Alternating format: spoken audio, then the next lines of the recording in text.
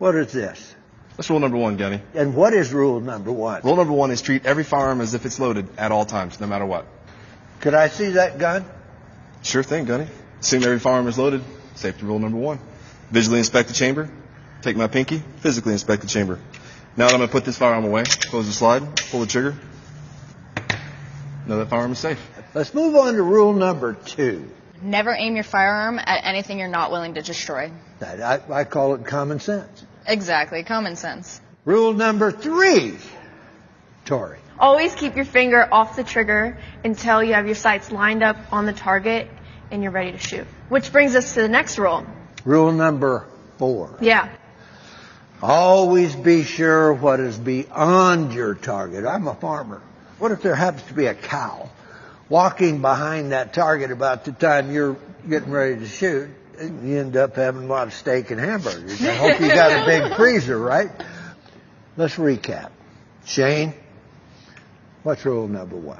Always treat your firearms as if they are loaded at all times. Absolutely. Michelle? Never point your firearm at anything you're not willing to destroy. Tori? Keep your finger off the trigger at all times until you have your sights lined on the target. Always know what is your target is all about and beyond your target. It's very important all the way around.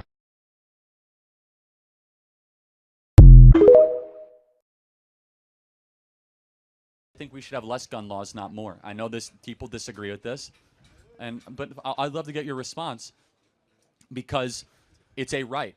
People should be able to protect themselves as they see fit. In states that generally have more guns, not less guns, like Houston, yes, you do have some more gun deaths amongst inner city gangs, but violent crime tends to go down. And so I don't want to disarm peaceful, law-abiding people just because some people abuse that tool or that technology. And so when you look at gun deaths in this country, there are 30,000 gun deaths a year. 2/3 of them are death by suicide. Okay, so that number shouldn't even been in there. The vast majority of the gun deaths that are related, that are the ones in the remainder, are individuals in gangs and inner cities that use guns in kind of gang violence. So really quickly, what is your issue with guns in America? I think it's pretty easy for anyone to get a gun, and that's kind of a problem. Okay, we just disagree. I think that you should be able to own a firearm and protect yourself. The minute that the government over-involves itself in the selection process of who can own guns and who can own firearms, we start to run into major issues. We will cease to be a free people if we are not an armed citizenry. Okay. All right. Thank you. Thank you very much. The common misconception with that is if I cock this hammer back, have one in the chamber and the safety's off, and I throw it across the room, there's a higher likelihood of it going off because the hammer's back. And if I put enough pressure on it, that hammer could go forward. So that's how it could go off. That's why when you have a hammered firearm, you always make sure what we call decock, safety on, and holster. It's decocked, safety's on, and it's holstered. We never want to walk around with a cocked firearm. The safety is the decocking of it. Notice the safety's off right now. If I put the safety on, it decocks it and puts it on safe for me. There are some firearms that they have two separate. They'll have the safety here, and then there'll be like the SIGs have decocking levers right here that you'll actually have to depress to decock it. And when you're on a firing range, you'll hear them make safe decock and holster, because some people, they'll put it in their holster and it'll be like this. And that's the best way to shoot yourself. All right, so it's never cocked until you're ready to go.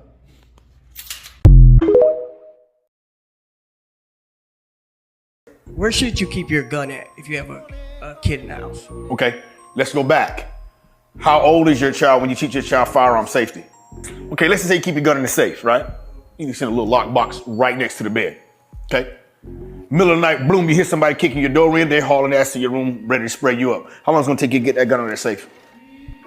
I can leave my gun on the counter if my child already knows firearm safety. Now, go back to my question. How old should a child be before we teach them firearm safety? Garbage. How old were you when your parents taught you not to stick your finger in the light socket, touch the stove, play with knives? You couldn't even talk. But barely could walk. Perfect example. Some stuff you just didn't play with, right? Mommy and daddy taught you, look left, look right, look left before you walk across the street. Did you play with traffic? Some shit you just not gonna do, right?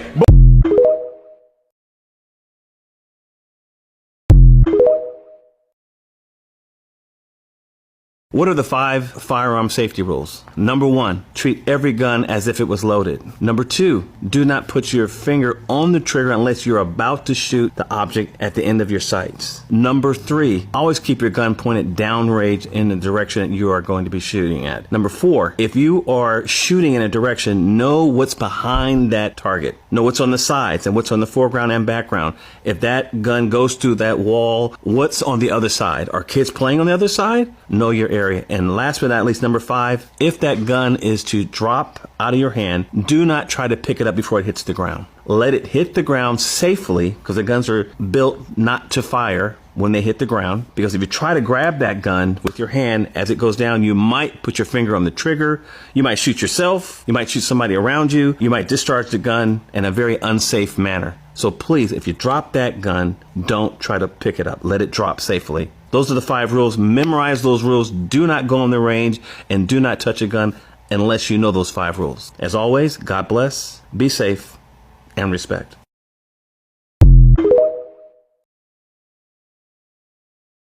All that I've heard for 2 days straight is, oh, we got to take the guns away. We need gun control right now. That's all I've heard, because y'all are acting out emotionally. And everyone keeps saying, oh no, look what happens in New Zealand.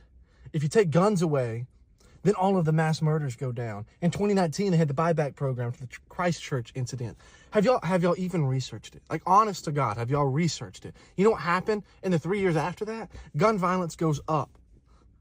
Criminally confiscated guns, illegal guns, goes up. Shootings didn't go down. Total gun violence went up in New Zealand. So don't give me that bullcrap. Oh, it worked in New Zealand. And even besides that, do you understand how many guns are in America right now? How do you propose that we confiscate all of those guns? How do you propose that we get them all and somehow, in the process, prevent the criminals from having guns? How do you propose that? Like, you have to have critical thinking skills. This is not yeah, I mean, I agree. If there were 0 guns on the planet, yeah, gun violence would be 0. But that's not the case. It'll never be the case. You have to have critical thinking skills to understand this is not a black and white problem. This is a problem with a large gray area where how do you get all the guns away? And whenever you do these buyback programs, guess who turns the guns in? The people who are law-abiding citizens, not the criminals. They're going to keep them. They're going to scratch serial numbers off of them. So don't tell me gun control works. Here's the fact of the matter. If we had armed guards at places, these shootings would not happen. If there were more guns, these shootings would not happen. If more responsible, good people had guns, because I'm not going to go somewhere that has a security guard and start shooting it up. I wouldn't shoot anywhere up anyways, but that's my point. If it's protected, you don't go shoot it up. If we focus on mental health, people aren't going to go shoot up places. You take all these crazy people and you have no protections around the areas. That's where they're going to go to. These crazy people with messed up heads, demonic influences, severe mental health issues. Who do you think is going to go commit that atrocity? So don't tell me gun control works. It obviously does not. It doesn't. Nowhere. In the places where it might work, gun ownership is like less than a quarter of the people have a gun. Like, total guns is like less than a quarter of the people. In the United States, it's 1.2 guns per person in the United States right now. We have approximately 500 million firearms. How are you going to confiscate all of them? How are you going to legislate that? You can't. It's a proven fact. So stop coming at me saying, oh, we need common sense gun legislation. We already have that. There's background checks. And everyone's like, oh, no one should have an assault weapon. Well, first off, tell me what an assault rifle is. Please tell me, because I would love to hear, because it's not an actual term. It's a made-up term, by the way. Do y'all not understand what the Second Amendment is for?